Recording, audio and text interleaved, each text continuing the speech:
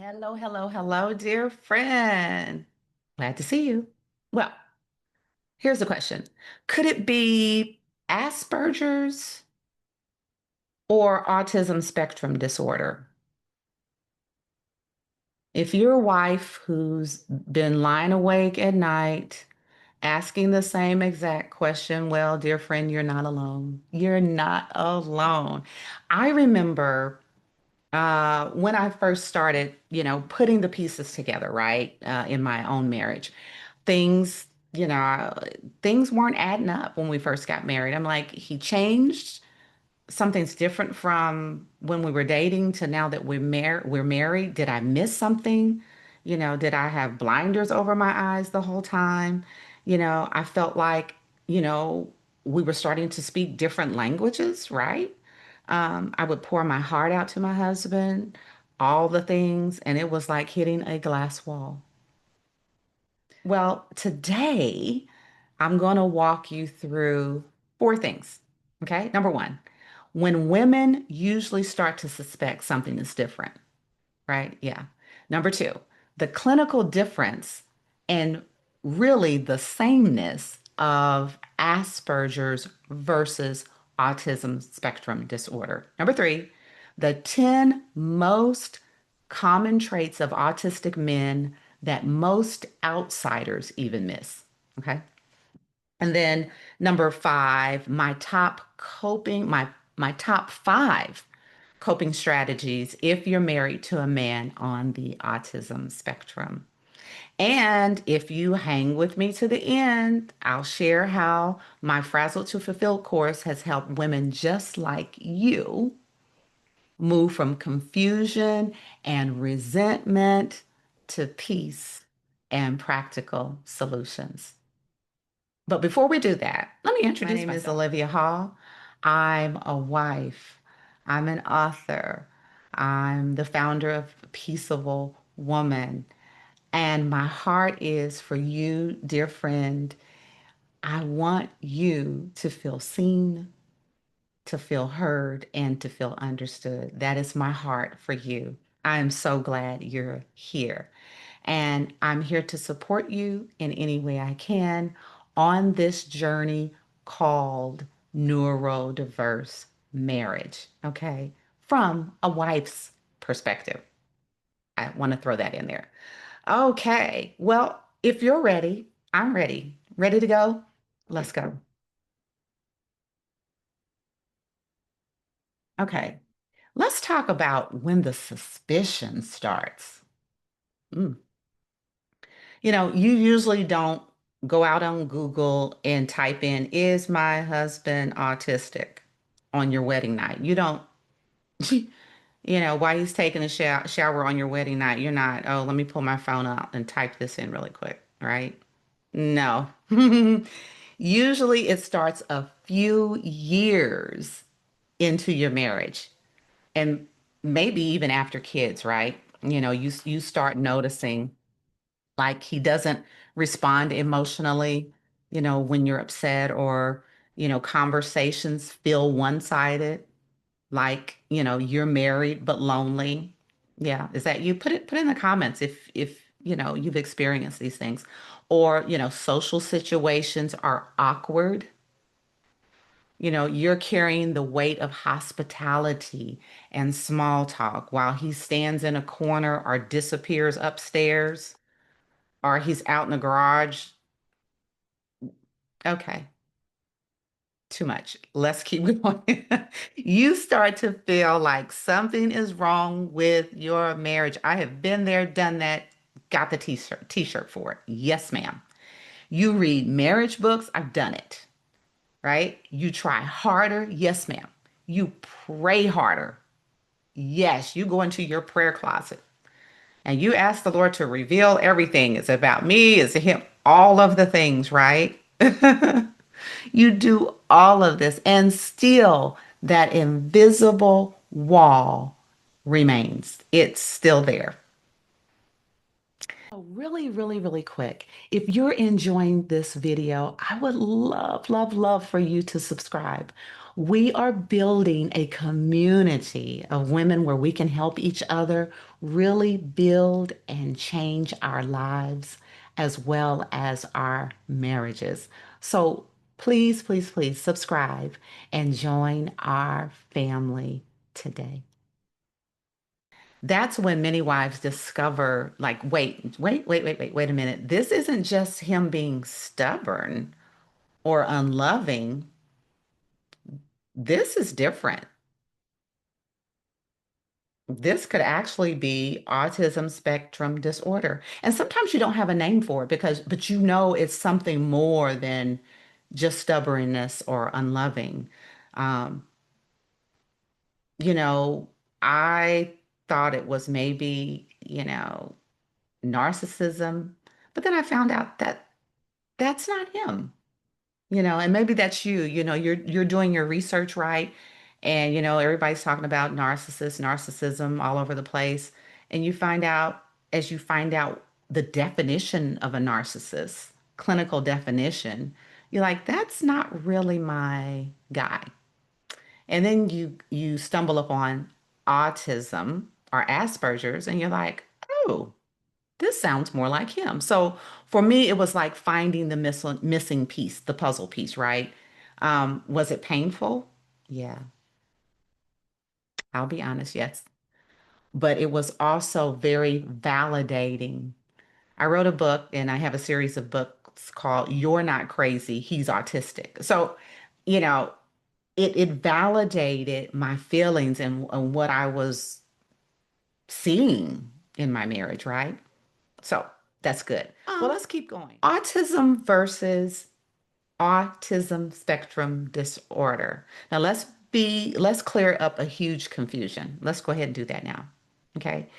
People still use the word Asperger's, Aspergers, but technically that diagnosis doesn't exist anymore. Okay. And here's why. Until 2013, the DSM-5, that's the big clinical manual for psychologists, had Asperger's syndrome as a separate diagnosis. Okay. And in the DSM-5, they folded it into autism spectrum disorder, also known as ASD. Okay. So when you hear people say, my husband has Asperger's, what they usually mean is he's on the higher functioning end of the autism spectrum. Okay. Here's the bottom line. Asperger's and autism spectrum disorder are the same umbrella now. They're under the same umbrella now. Okay. So, you know, there you go. You just learned something. Or maybe you knew it. I don't know. Think of it less like a label, okay, and more like a spectrum of traits that can impact relationships in a very real way. Okay, great. So here are, we're going to talk about 10 common traits in your autistic husband. Okay, so you ready? Okay. Let's get really, really, really practical. Um, Here are 10 traits that I see, over and over again in high functioning autistic husbands. Okay. And remember, to the outside world, these men can look totally normal, right? My guy does. He's handsome, he's tall, right? All the things. Your guy is whatever he is to you, all the things, but he looks normal. And, these men on the autism spectrum, they hold jobs, right? They go to church, they coach little league, they're in car clubs, they go to football games with friends. But inside the marriage, the challenges show up. Yes, ma'am, they do. So let's kind of look at some of these traits, right? So number one, literal thinking. Um, If you say to your husband, you never help around here, you never help around this house, he'll probably say something like, I took out the trash yesterday. Okay. So he's very, very literal. He doesn't go broad. You're talking about you never help around here. Yeah, you took out the trash yesterday, but you don't do anything else. I can take out the trash. I need more help, right? So when you said you never help me around here, he's thinking very literal. Yes, I did. You are wrong. You are incorrect. That is not right. I took out the trash yesterday. Okay. Number two, he has difficulty in reading emotions, right? He doesn't see intuitively, he just doesn't see when you're sad or overwhelmed, you know. And let me just start up front a caveat or a disclaimer. These are common, but these traits your husband may not exhibit all of these traits. Okay, so you're like, oh, well, it's not that or that. Okay, that's okay. But these are common. Okay, so let me get back to where I was. Number two, we were saying difficulty. There we go. Difficulty reading emotions. He doesn't see when you're sad or overwhelmed. Yeah, it's natural for me and you, if we were sitting talking and you would see my disposition or my face, or you could read my body language, or I'm not as up as I normally am. It's easy for you to do it, but for him, no. Okay. Number three, fixation on routines. Oh my goodness. Yes, yes, and yes, right? So dinner at 6 means dinner at 6, no exceptions. Now, that's just an example. That's not my guy. We're on different schedules. So, again, but it's just an example of a routine. When I get up, A, B, C, D, E, right? No exceptions. Doesn't matter. No exceptions. Okay. Number four, special interest. This is a big one. Okay. Um, Hours lost in his hobbies or work. Hours. Maybe he loves car shows. He can watch car shows, or he likes races, like IndyCar or Formula One, or maybe he loves football. So he's going to watch every kind of football game, or he's going to watch every race. He's going to record it, and that's all he's going to do while you sit there and you feel invisible. Like, is it Friday night and since you work, maybe he works a different shift or something. And here's an example. It's maybe it's Saturday and he works a different shift than you, and you're like, he comes in and he says, "Oh, I got to catch up on all my football games, or I have to catch up on all of my races, or whatever it is." It could be anything, or car shows, or whatever. This is the night that you could maybe have a date night, or you could do something special with one another. His special interest normally takes precedent. Okay, let's keep going. Number five, social awkwardness, right? He struggles with small talk, like in group settings, even family gatherings. And that was odd. Um, if you watch him, sometimes maybe he's slightly socially awkward. Some of those things, like, okay. Number six, sensory sensitivities. This is a real thing. I'm going to share with you something personal. Um, his sensory sensitivity has to do with smell. And I would cook, and he would come in like, "Oh my gosh, what's the smell? It is, oh, we got to open all the windows." Instead of saying, "Oh, honey, what did you cook for dinner? This, oh, it smells delicious," or "I can't wait to eat. Thank you for cooking." I first get, "It smells horrible. Oh my gosh, you didn't open the doors. Why didn't you open the doors?"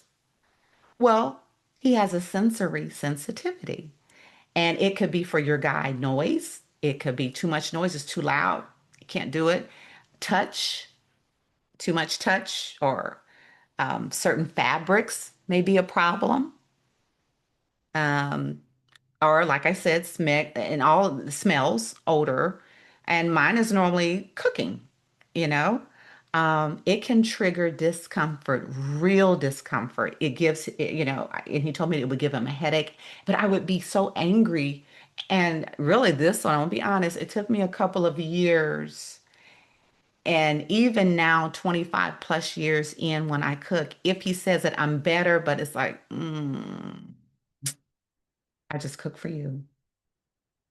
But he does say thank you now. But it's okay. That's just a personal story. Okay. Number eight, focus at work. Hyper focus at work, absent at home. So he's on it by gone it. He's on his job. He's great at his job. He's focused. But when he comes home, home is neglected.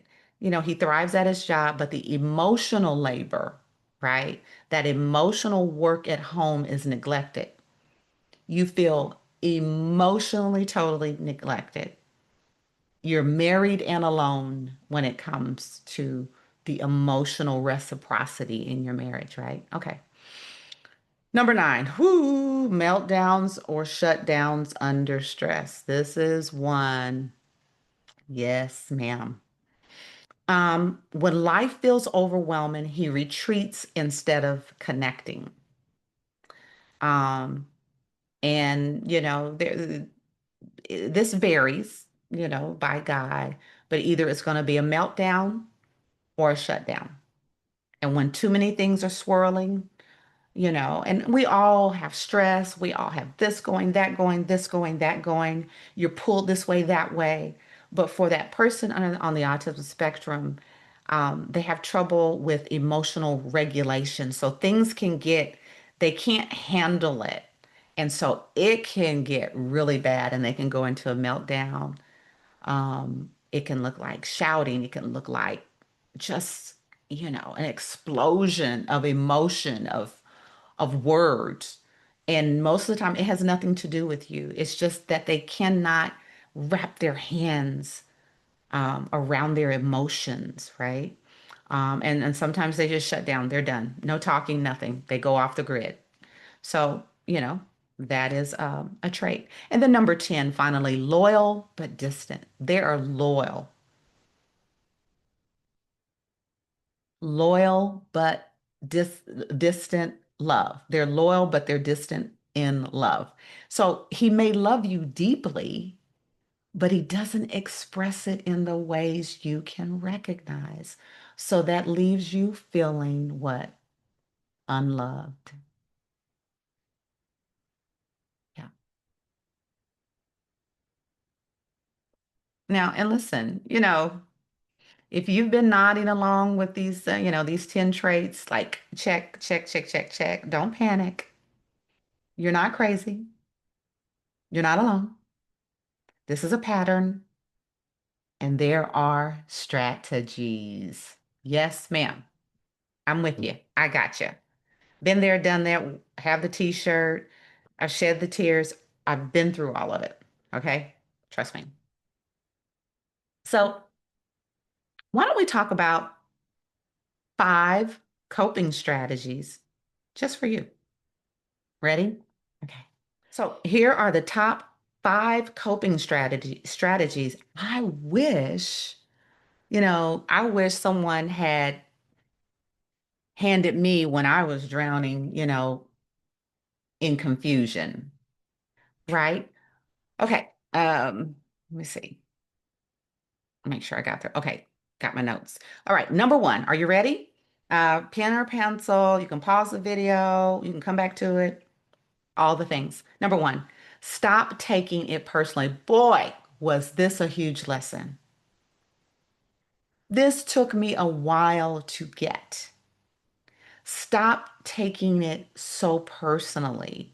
His lack of emotional response isn't a lack of love. It's not a lack of love. It's, again, I'm going to keep saying, it's how his brain is wired. So, you get hurt and angry and he doesn't see me, you have a pity party. Don't take it personally. Stop, you know, take a beat, take a pause and say, oh, my guy's on the autism spectrum. He's wired differently. Let me go back to the list. Oh, yeah. Okay. I'm not going to take this personally. He's wired differently, right? Okay. Number two, use clear, direct communication. I say it all the time. Clear, direct communication. I'm still working on it. I'm a work in progress. So skip the hints. Say what you mean what you say. Like, you know, I need you to take the kids for 30 minutes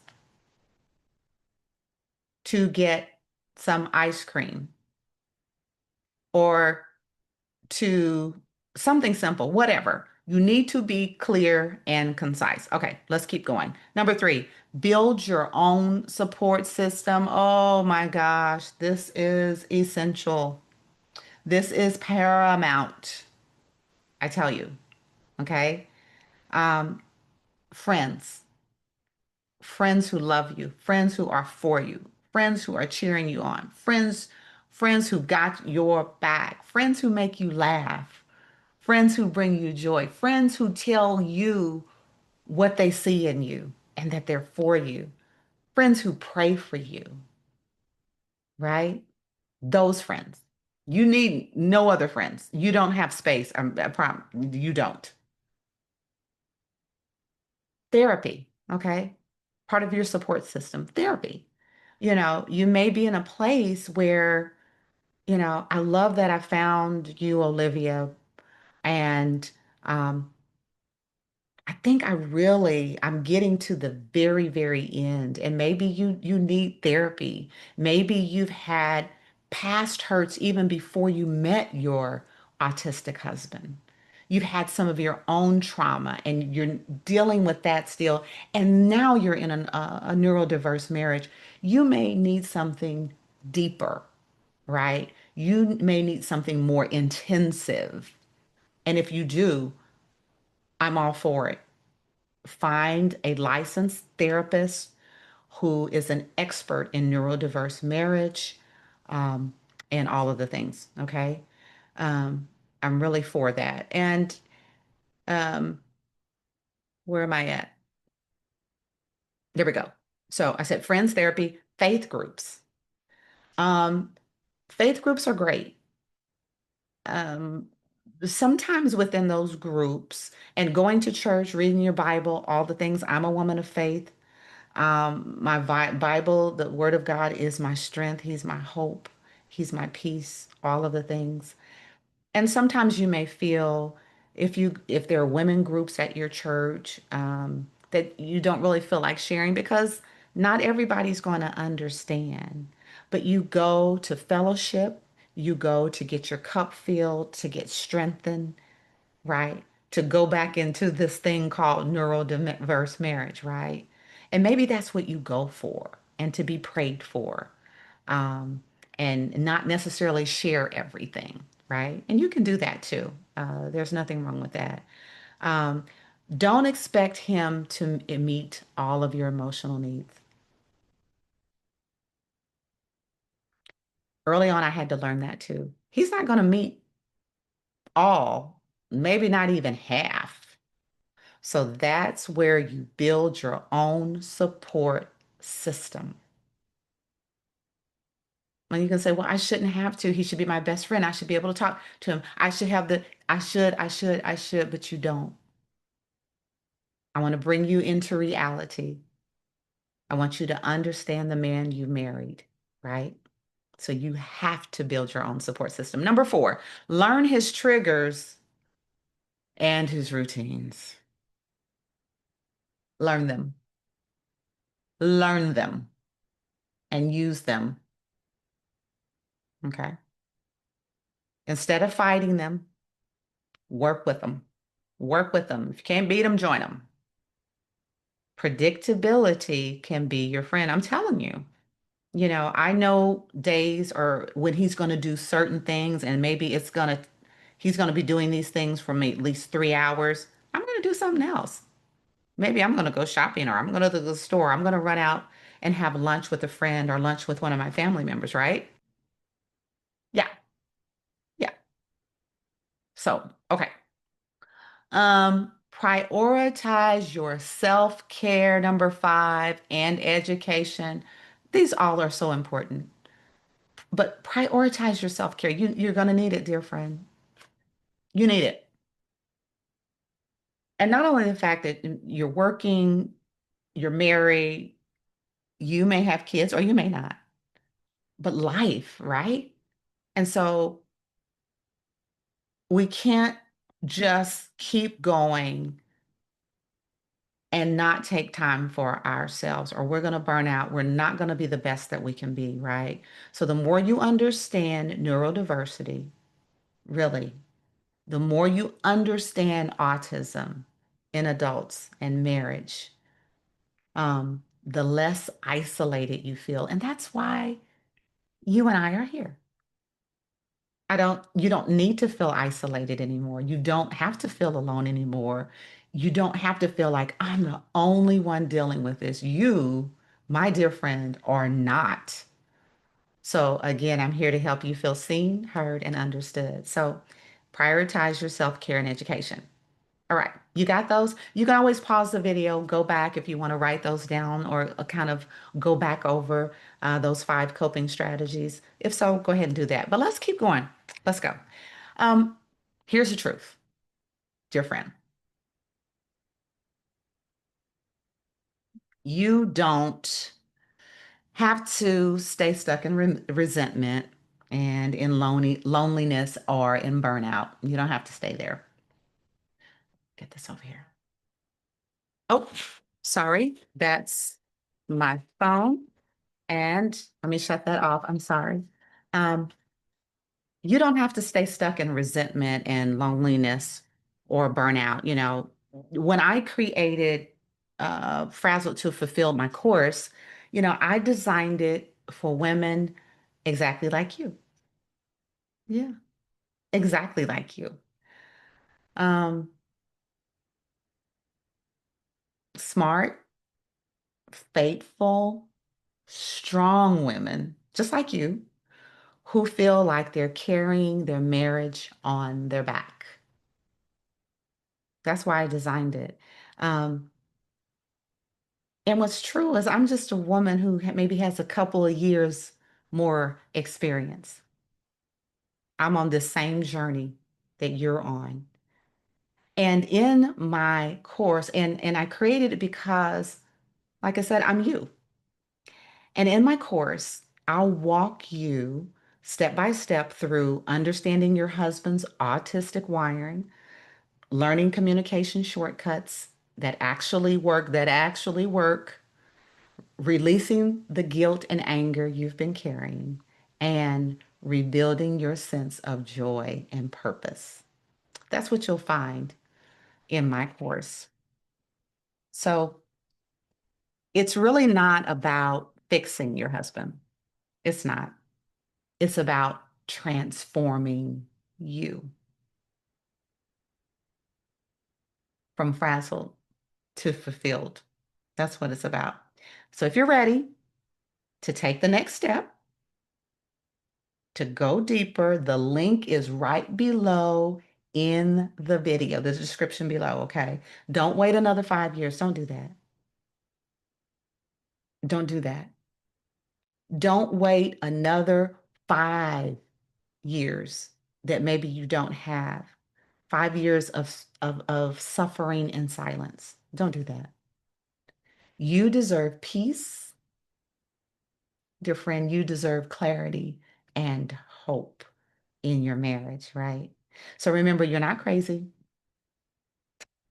You're not crazy. You're not alone. You're not alone. I'm telling you, you're not alone. And with the right tools, you can find joy even in a neurodiverse marriage. I'm a living witness. I'm 25 plus years in. I'll see you in the next video.